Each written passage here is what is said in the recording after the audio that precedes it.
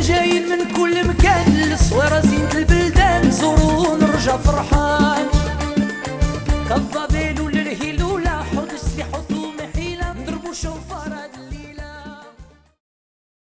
Birchot me réveille à Botaï. Avec la permission d'Hachem, j'espère que vous allez bien. Que Akadosh Baruch Hu vous donne bracha v'hatzlacha, une bonne santé si Dieu veut.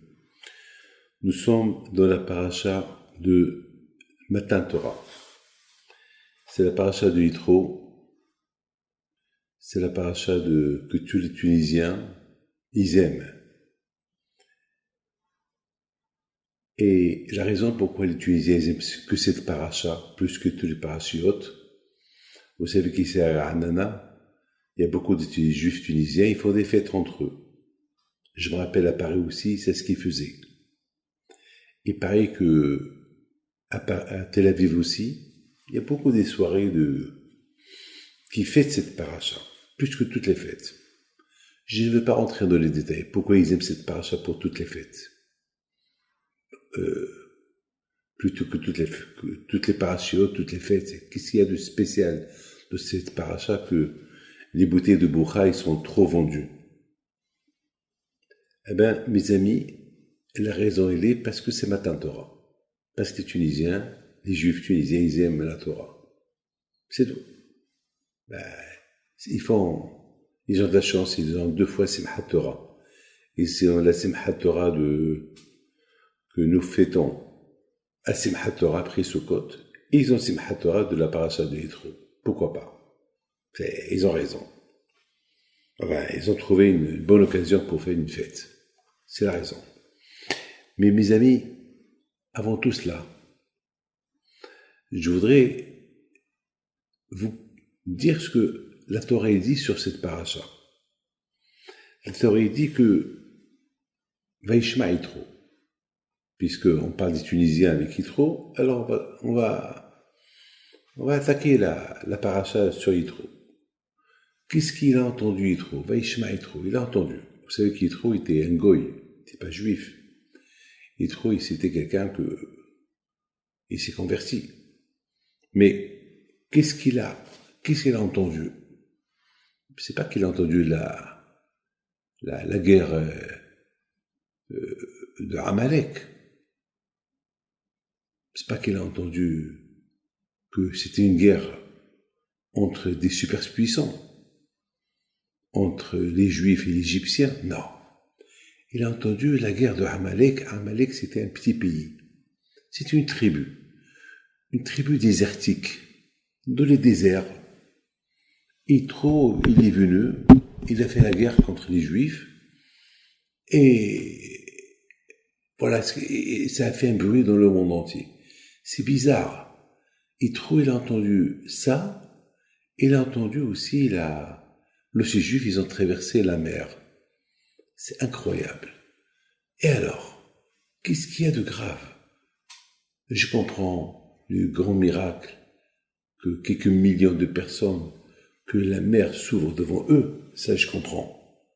Mais pourquoi on me dit que Yitro, il a entendu la guerre de Amalek, une petite tribu, contre les Juifs qui étaient bien organisés, parce qu'ils sont sortis de l'Égypte, ils sont sortis bien armés. Et à part ça, il y avait Dieu avec eux. Ça, c'est comme si on me dit, j'ai entendu qu'il y avait une guerre entre une mouche et un lion. Et c'est le lion, c'est le lion qui a gagné. C'est évident. C'est pas quelque chose d'étonnant. Si par exemple on me dit que j'ai entendu une guerre entre un lion, une mouche, et c'est la mouche qui l'a gagné, ça va faire du bruit. Comme que Dieu préserve aujourd'hui. Au départ, lorsqu'on parlait de l'épidémie Corona, personne ne fait attention. Aujourd'hui, le mot Corona, il fait peur. Il fait peur. C'est quelque chose qui fait vraiment peur. Parce que on entend ce qui se passe en Chine, ça fait peur. Alors, je ne comprends pas. C'est quoi d'étonnant avec la guerre de Amalek? Yitro, il a entendu que les Juifs, ils ont fait la guerre contre Amalek, Et Amalek, il les a attaqués, et les Juifs, ils ont gagné la guerre. C'est quoi d'étonnant? Les Juifs, ils étaient des millions, Amalek, ils étaient quelques centaines peut-être. Ben, et en plus, il y avait Dieu avec eux, il y avait Dieu avec eux, il y avait Moshe Rabbeinu, il y avait tous les grands de la nation juive, il y avait Aaron. C'est quoi d'étonnant? Pour ça, il est venu se convertir, Yitro. Je comprends la deuxième réponse. La deuxième, on dit qu'il a entendu deux choses. Il a entendu la guerre de Amalek et il a entendu la traversée de la mer. Ah, la traversée de la mer, c'est un miracle. Là, c'était vraiment un miracle. Que une nation qui sort de l'Égypte et que la mer s'ouvre devant eux, et ils ont traversé la mer, et après et les Égyptiens les ont suivis derrière, et après la mer, et s'est retourné contre les Égyptiens, je comprends. Nos sages disent que toutes les mers du monde entier, ils ont séché, ils se sont coupés. Toutes les mers du monde entier, même un verre de thé, l'eau il s'est coupée. Là où l'eau existe, il a gelé, il s'est coupé. C'est-à-dire comme tu prends un verre, tu le casses, il se coupe en miettes. Comme ça, toute la mer était gelée, coupée en miettes. Ah, ça, c'est un miracle, je comprends ça.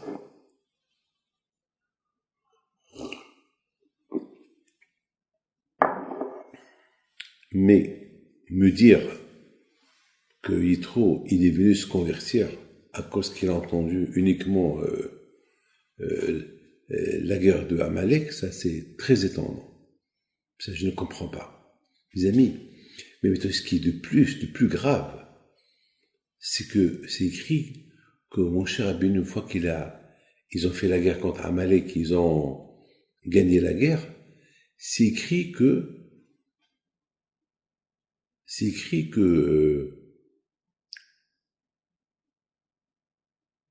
Moshe Rabbeinu a construit un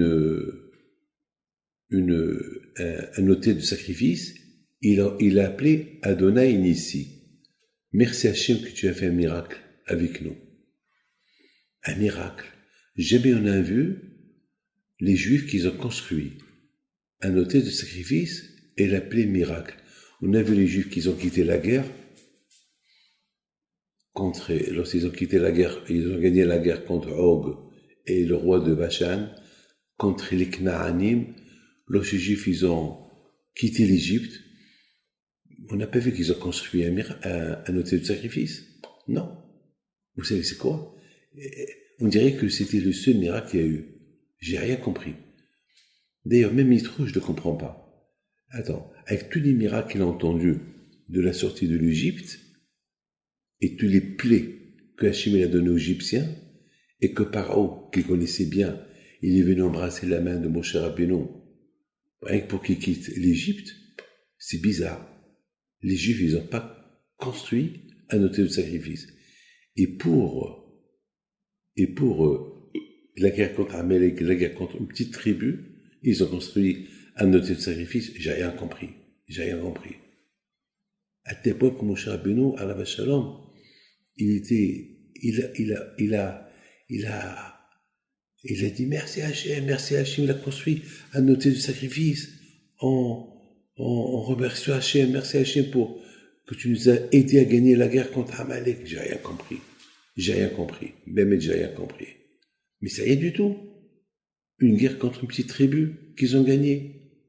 Tu as mis ça, on dirait que le miracle des miracles. Attends, il y a eu des milliards de miracles plus importants que ça. On n'a pas vu que Moshe Rabbeinu, il a construit un autel de sacrifice. Vous savez, mes amis, que c'est écrit dans la Torah que les Kenaanim, ils ont voulu faire, pendant les 40 ans que les Juifs étaient dans le désert, les Kenaanim, ils ont voulu faire un piège aux Juifs. À un moment donné, les Juifs, ils devaient passer entre deux montagnes, des grandes montagnes en plein désert, et comment ça s'appelle, les Kenaanim ou les Amalekim, ils se sont cachés que lorsque les Juifs ils traversent les deux montagnes, alors ils vont tomber sur eux avec les armes, les flèches, les lances, enfin les lance-roquettes de l'époque, pour tuer au maximum de Juifs. Et qu'est-ce qu'il a fait Hachem? Il a fait un miracle en cachette. Qu'est-ce qu'il a fait Hachem? Hachem, il a fait que il a porté une autre montagne et Hachem, il a fait que les deux montagnes ils se sont collées et les ennemis, ils ont été enterrés là-bas. Un miracle. Et les Juifs, ils ne se sont pas rendus compte. Alors comment les Juifs, ils se sont rendus compte du miracle qu'Hachem leur a fait? Lorsqu'ils avaient avec eux le Be'er Miriam, le puits de Myriam. Ils ont vu dans le puits de Myriam des mains, des têtes, des pieds, des soldats. Waouh, waouh, waouh, waouh. Là, ils ont commencé à faire la shira, là, ils ont compris. Après, ils ont vu le sang qui coulait entre les deux montagnes. Là, Hachem, il leur a fait vraiment un miracle. Mais là-bas, on n'a pas vu qu'ils ont construit un autel de sacrifice pour remercier Hachem pour le miracle caché qu'il leur a fait. C'est bizarre. On n'a pas vu qu'ils ont construit un autel de sacrifice pour la guerre contre les Moavis et les Midianim qu'ils ont gagné. Non. Mais contre la guerre qu'ils ont fait contre Amalek, ils ont construit un autel de sacrifice. J'ai pas compris. En plus, il appelle Moshe Rabbeinu cet autel Hachem Nissi. Hachem, qui nous a fait un miracle ici. Mes amis, je peux simplement vous dire, mais toi je comprends. C'est quoi l'importance de la Torah? Vous savez que HaKadosh Baruch Hu, il est extraordinaire, il est miséricorde. HaKadosh Baruch Hu, il nous fait du bien du matin au soir. Mais il y a ce qu'on appelle, lorsque on ne suit pas la Torah et Mitzvot, Hachem, il nous envoie des cris d'alarme. Vous savez que pour se réveiller le matin,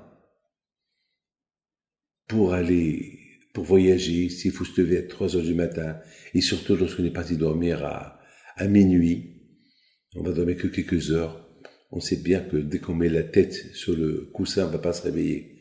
Alors qu'est-ce qu'il fait Hachem? Qu'est-ce qu'on fait? On prépare la montre, le réveil, ou bien on appelle comment ça s'appelle si on est dans un hôtel, on appelle la réception, la veille, on lui dit voilà, dans 2 heures tu me réveilles. Parce qu'ils ne dorment pas, ils sont à la réception, donc ils vont vous réveiller. Donc il faut comprendre, il faut bien comprendre que la Torah, c'est la condition pour laquelle les bénis Israël ont quitté l'Égypte. Hachem a libéré les Juifs de l'Égypte uniquement pour leur donner la Torah. Et avant qu'il leur donne la Torah, il leur a donné 49 jours de préparation, de Pesach à Shavuot. Chaque jour, ils se préparaient pour recevoir la Torah. Parce que ne croyez pas que Hachem, il a fait tous ces miracles pour leurs beaux yeux. Non, il leur a fait tous ces miracles uniquement pour qu'ils acceptent la Torah. Et voilà, les Juifs, ils étaient prêts à recevoir la Torah. Ils étaient super contents pour recevoir la Torah. Ils étaient très, très, très contents. Donc, mes amis, les Juifs, ils s'attendaient que ça. Donc, Hachem leur a donné quelques mitzvot. Ushkal, il leur a donné Shabbat, il leur a donné les brachot à faire, il leur a donné quelques milabrit, milah, il leur a donné quelques mitzvot à faire. C'est super. Mais, les Juifs, à un moment donné, ils ont commencé un peu à faire le malin.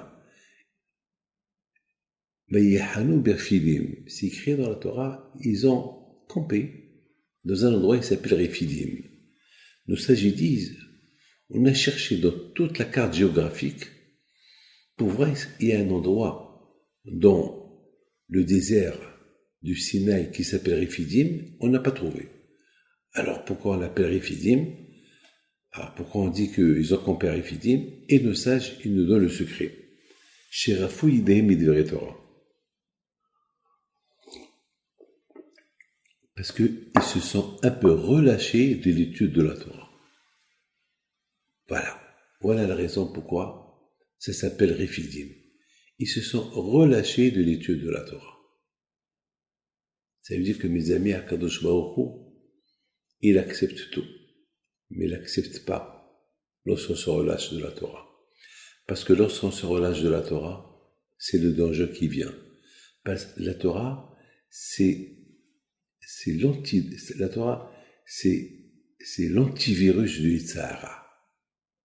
Quand par exemple maintenant, il n'y a que Dieu préserve cette grave maladie de Corona, alors mettons, on est en train de chercher, si Dieu veut, qu'on trouve la solution, je ne sais pas, si Dieu veut. Alors par tous les moyens, on essaie de trouver la solution pour trouver un anti-corona pour que Dieu préserve que cette épidémie-là ne se propage pas dans le monde.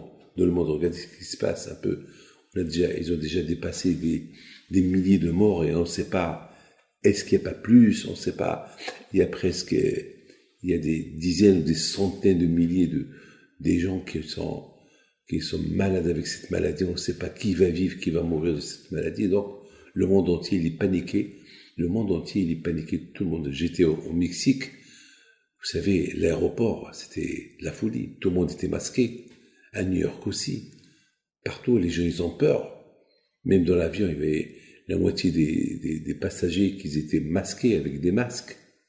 On dit que Mashiach ne vient pas jusqu'à que la génération de Mashiach, elle va ressembler à un chien. C'est bizarre, hein?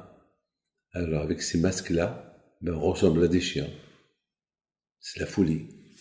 Est-ce que c'est à ça que nos hachamim, ils se réfèrent? Je ne sais pas. Mais de toute façon, partout, on cherche un remède, si Dieu, qu'on va trouver vite. D'ailleurs, j'ai inventé un chant qui s'appelle Corona, un chant.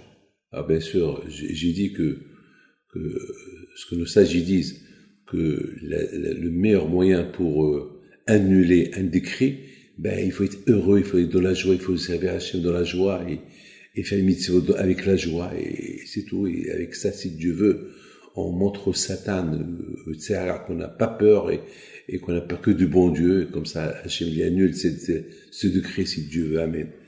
Mes amis, la Torah, c'est l'anti-Yetzirah. C'est l'antidoute. Quelle est la raison pourquoi les gens ils ont des doutes dans l'existence de Dieu, d'Hachem?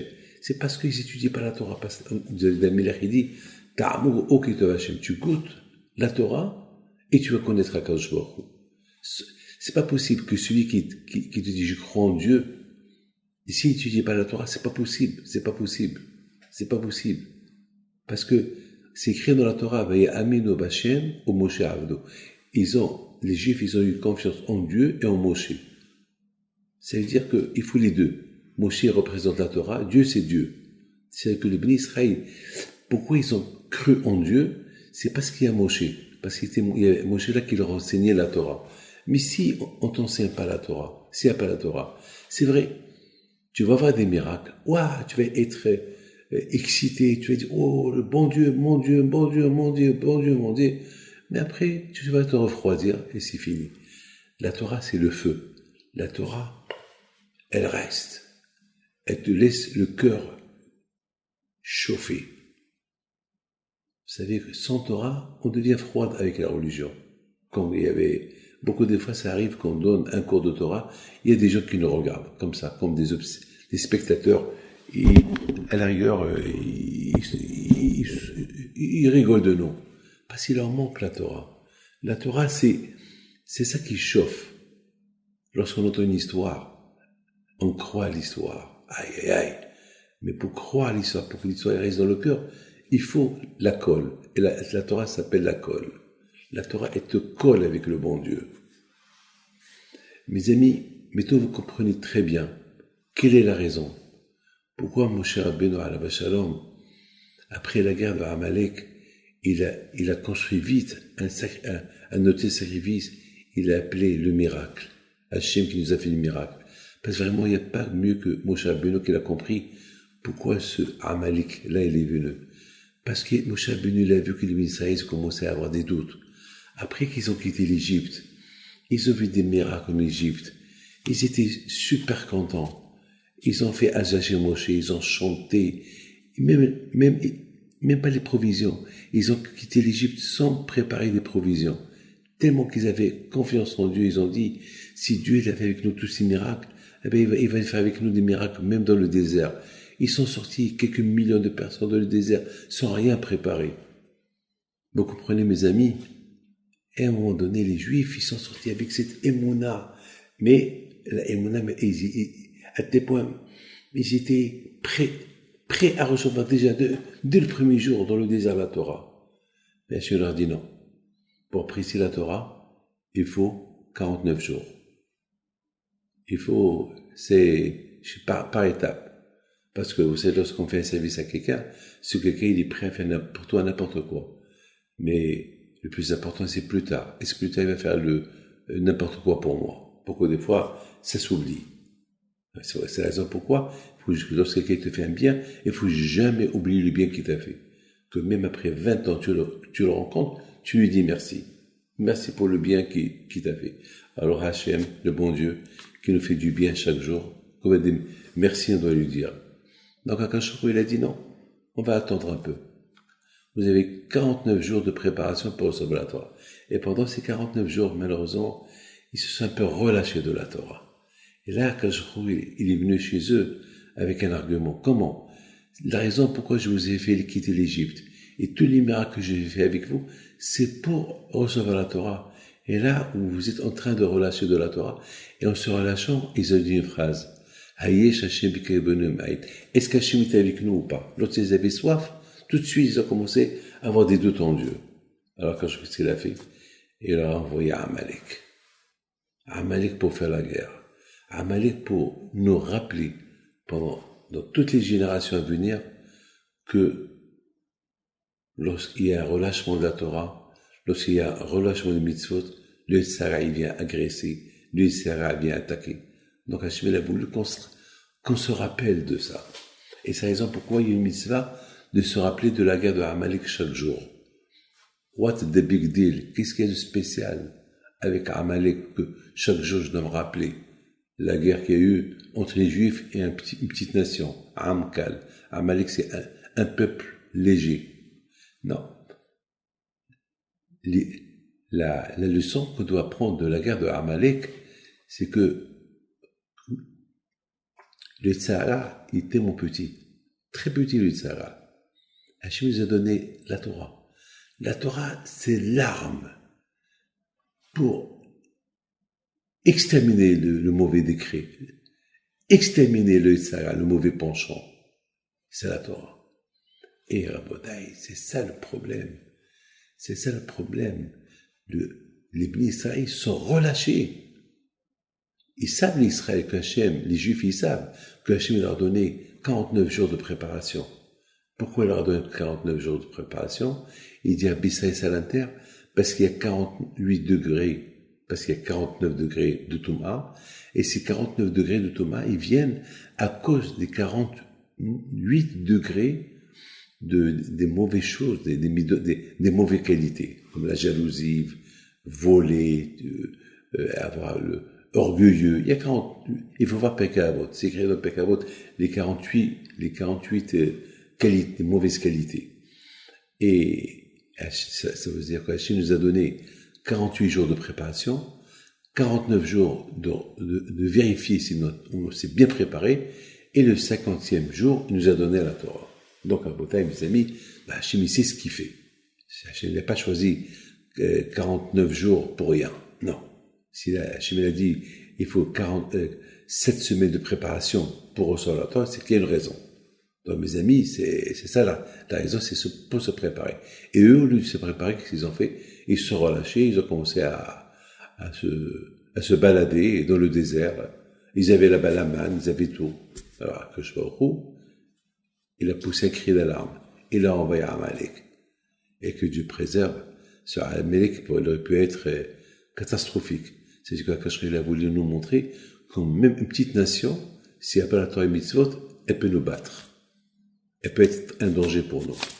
Même Amalek, qui était un petit peuple, il devait être, a priori, sans crainte, sans danger. Et il nous a mis en danger. C'est pour ça que mon cher Rabbeinu alav shalom, il s'est préparé à cette guerre-là contre Amalek. Et en se préparant à la guerre contre Amalek, mon cher Rabbeinu l'a dit au Israël, c'est parce qu'on s'est relâché de la Torah que ce Amalek, il dit maintenant, viens, on va faire la guerre. C'est-à-dire, bien maintenant, pour réparer le relâchement de la Torah, pour réparer les doutes qu'on a eus sur le bon Dieu, beaucoup des fois on dit pourquoi, c'est la Torah. La Torah, c'est la solution. La Torah, c'est l'antivirus. Amalek, c'est le doute. Amalek, c'est Gemataria Safek, le doute. C'est quoi l'antivirus de Amalek? L'antivirus du doute. Le doute qui s'appelle le virus de la doute. Du doute, c'est l'étude de la Torah et les mitzvot. Et c'est pour ça que Moshe Rabbeinu après la guerre d'Amalek, il a construit un autel de sacrifice. Il a appelé Hachem ici. Merci Hachem pour le miracle que tu nous as fait. Parce que ce Amalek-là, il aurait pu, que Dieu préserve, est très très très dangereux. Parce que lorsqu'il n'y a pas la Torah, le danger il est grand. Il aurait pu être très dangereux pour nous. Donc mes amis, on a vu Haman. Haman, c'était le descendant de Amalek. On a vu qu'est-ce qu'il a voulu nous faire. Voilà, prenez un exemple. On fait Purim, parce qu'Haman, il a voulu détruire les Juifs. Et Hachem nous a envoyé Esther et Mordechai pour nous sauver de lui, de ses mains. On a compris. Il ne s'agit disent que qui est mauvais qui blot, que lorsque les Juifs ils ont vu ce miracle qu'on a eu avec Haman, alors ils ont dit Hachem, si on a mal accepté la Torah il y a 2000 ans, alors mettons on l'accepte avec joie, avec ratson. Qui est mauvais qui blot, mais on adore la Torah. Voilà, on est là pour faire la Torah. On dit que à l'époque de la paracha de Yitro, le Sachim il a donné la Torah. Ils ont accepté la Torah. Ils ont dit Naaseh v'nishma. Ils ont dit, mais ils n'étaient pas très enthousiasme. C'est bizarre. Pourquoi? Parce qu'ils n'avaient pas encore goûté la Torah. Mais quand même, par rapport au bien que Hachem a fait avec eux, ils ont dit Naaseh v'nishma. On fait et on écoute. Hachem il a accepté leurs paroles. Mais quand même, vous savez, il y a deux façons comment tu acceptes la chose, avec 100% ou 99%. Peut-être les ministres, ils ont accepté la Torah avec 99%, c'est pas mal, c'est pour un pourcentage, mais quand même. Mais lorsque les Juifs, ils ont vu le miracle de Esther, le miracle contre Haman, là, ils étaient à 100%, ils ont accepté la Torah à 100%. À 100%. Alors maintenant, moi, simplement, je voulais expliquer. Et c'est quoi la différence entre 99,99 et 100%? C'est parce que les Juifs, ils étaient convaincus, mais parce qu'ils n'ont pas encore goûté de la Torah. Le fait qu'ils n'ont pas encore goûté la Torah, ils l'ont pas encore reçu, donc ils l'ont accepté avec ce qu'on appelle honnête, c'est-à-dire 99%, 0,99, c'est presque 100%. Mais parce qu'ils l'ont pas encore reçu. Il y a une différence, par exemple. Quelqu'un qui est malade, et le médecin lui donne le médicament, il est content. Il lui dit, voilà, ça, avec ça, tu es guéri à 100%. Il est content. Ça, pour lui, voilà, pour lui, il est guéri déjà, mais il l'a pas encore mis dans sa bouche. Vous avez compris? Il y a cette différence. Il y a la différence entre, lorsqu'ils ont dit, Naaseh v'nishma, à Matan Torah, dans la paracha du Yitro, et que, parce qu'ils l'ont pas encore reçu, mais malgré tout, ils étaient prêts à tout faire pour le bon Dieu. Et une fois qu'ils l'ont déjà reçu, à l'époque lorsqu'ils ont vu le miracle de Esther contre Haman, là ils ont dit, là le 100% on pouvait le voir. Mes amis, maintenant vous comprenez la leçon, pourquoi les Tunisiens, ils font la fête, cette belle fête à la paracha de Yitro. Parce que les Tunisiens, ils veulent nous apprendre que Matan Torah, c'est du 100%. Matan Torah, le don de la Torah qu'on a reçu, c'est du 100%. C'est-à-dire que, maintenant, on comprend très très bien qu'est-ce que Yitro, il a entendu. Yitro, il a entendu la guerre de Amalek. Waouh! qu'est-ce qu'il a compris de la guerre d'Amalek? Il a compris une chose, que lorsque on n'est pas 100% attaché à la Torah, le Sahara, il peut nous faire du mal, il peut nous introduire en nous le doute. Donc il faut la guerre. C'est ce que Yitro il a entendu.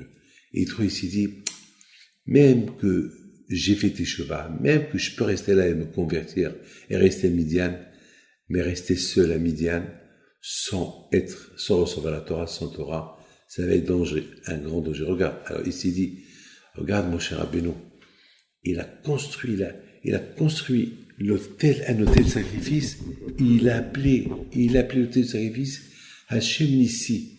Il appelle l'autel de sacrifice, merci Hachem du miracle que tu m'as fait. Tu te rends compte, vous vous rendez compte? On ne se rend pas compte. Le miracle que Hachem fait avec nous chaque jour, c'est à cause de la Torah. Lorsqu'il n'y a pas de Torah, il y a un danger. Il y a le doute. Le seul moyen pour écarter le doute, écouter les cours de Torah. Grâce à Dieu, aujourd'hui, à notre époque, les gens, ils écoutent beaucoup les cours de Torah. Super. Et le Shabbat, ils vont écouter, surtout aujourd'hui, on voit, grâce à Dieu, des centaines de milliers qui étudient le Daf Yomi et la Gemara. Super. C'est l'anti et Tzahara. Voilà. Avant que Mashiach va venir, il va avoir beaucoup de soif de la Torah. Beaucoup de soif. On voit que les gens, ils sont beaucoup assoiffés ces derniers temps. Mes amis, maintenant, bravo, les Tunisiens. Je comprends très bien pourquoi vous êtes contents pendant cette paracha de Yitro. Parce que cette paracha de Yitro, elle vous rappelle le vrai matin Torah, que pour être attaché à la Torah, il faut du 100%. Et lorsqu'il y a que 99%, donc il y a un problème. Et sans Torah, il y a le doute. C'est ce que Yitro il a entendu, et c'est ce qu'on apprend de nos frères tunisiens, que pour recevoir la Torah, il faut être heureux, il faut être content, il faut utiliser le 100%. Mes amis, vous comprenez très bien maintenant pourquoi Yitro est venu. Yitro il s'est dit, non, c'est danger, c'est un grand danger pour moi de rester loin des bénis Israël. Et rester loin des bénis Israël, rester loin des rabbanim, rester loin de la synagogue, ou loin du Mikvé, loin d'une écho juive, c'est un danger. Ça peut, toute cette chaleur de l'amour en Dieu que j'ai vers Dieu, sans la Torah, je risque de me refroidir et tomber dans le piège et retourner à être le prêtre de Midian. Non, il faut partir. Que le bon Dieu vous protège, vous donne la santé, bracha v'atzlaha. Et maintenant vous avez compris que toutes les guerres que les Juifs ont fait, ils ont vu des miracles, c'est vrai. Ils ont dit merci à Hachem, mais, ils n'étaient pas, ils n'ont pas construit un tel sacrifice. Là, le tel sacrifice qu'ils ont construit, ils ont compris que le miracle que Hachem a fait avec eux, qu'il leur a ouvert les yeux. Ils ont compris que sans Torah, ils peuvent tomber. Ils ont compris que sans Torah, il y a le doute. Ça, c'est des choses à comprendre. Reste que Dieu préserve, c'est pas qu'il nous arrive des malheurs pour qu'on se réveille. Il faut qu'on se réveille avant. C'est pour ça, la guerre de Amalek, on se rappelle chaque jour pour nous mettre en garde, pour nous réveiller. Que lorsqu'il n'y a pas la Torah, il y a le doute. Et s'il y a le doute, que Dieu préserve, on tombe progressivement, sans se faire remarquer, sans savoir qu'on est tombé à un moment donné. C'est comme celui-là qui nage dans la mer, il va loin, et à un moment donné, il se fatigue, et après il se noie, parce qu'il est trop loin du large. Il faut faire attention. Lorsqu'on nage, il faut savoir jusqu'à où il faut aller, et jusqu'à où il faut avancer, que Dieu préserve que la mer n'emporte pas la personne. Que Dieu vous protège, vous donne la santé, la joie, mais